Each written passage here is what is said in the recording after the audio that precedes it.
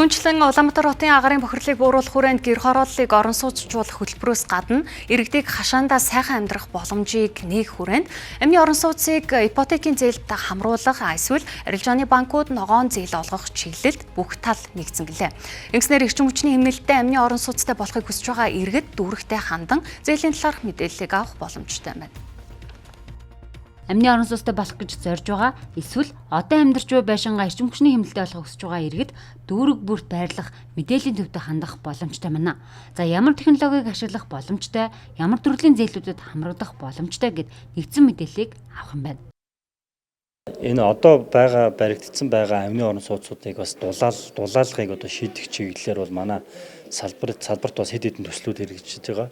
За эндээс дуртахад бол дулаан шийдэлгээ төсөл хэрэгжиж байгаа. За энэ төслийн хүрээнд бол энэ дулаан алдагдал ихтэй одоо амны сууцуудыг бол дулаалах хөнгөлөлтөө зээлээр дулаалах ийм төслүүд бас хэрэгжээд үн төлбөргүй зарим төслүүдийг бол бас үн төлбөргүй айлуудыг дулаалж өгөх юм ажлууд явж байгаа.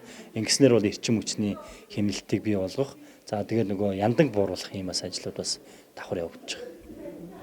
Харин амны орон сууцыг ипотекийн зээлд хамруулдаг болно гэдгийг салбарын сайд оны өмнө мэдгдсэн.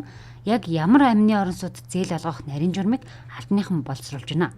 Ингэж амны орон сууцд зээл олгохдоо нарийн тооцоолж зах зээл дээрх үн хэд хөрөгдөхөөс сэргийлэх нь чухал юм. 13 хоног шиг гинт ингээд эрэлт талд нь тий одоо зээл нөгөө нэг ипотекийн зээлийг хэтэрхий өндөр болгоод нөгөө талдаа нөгөө нэг барилга барих хүмүүсийн чадварыг нэмэгдүүлэхгүй олгочих юм бол зүгээр байрных нь үн өсөөл нөгөө нэг зээл авсан хүмүүс нь хохирол одоо юу хэдийгээр 6%, 8% зээл авсан ч гэсэн тэр нөгөө байрныхаа үнийн өсөлтөнд идэгдээд дууссан шүү дээ.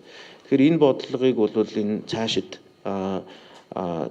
өөрчлөх хэрэгтэй. Энэ бүтээгдэхүүнийг өөрчилж байгаа учраас тэр цаашид бол тэр систем хэрэггүй болох байх л гэж найдаж байна шүү дээ.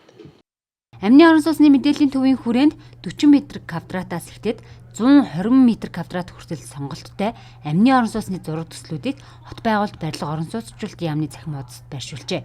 Тэндээс эрчим хүчний хэмнэлтэд 30 гаруй маягийн зураг төсөл цахим хэлбэрээр харж дүүргүүдэд байршиж байгаа мэдээллийн төвөөс дэлгэрүүлэн амны орон сууцтай болох эсвэл эрчим хүчний хэмнэлтэд гэр байшинтай болох боломж нээлттэй юм. За хэрвээ иргэн та эрчим хүчний хэмнэлтэд амны орон сууцтай болох эсвэл байшингаа эрчим хүчний хэмнэлтэд болгож барьж чадах юм бол улсаас нэг удаадаа 30 сая төгрөгийн дэмжлэг олгохоор хуульчилсан байна.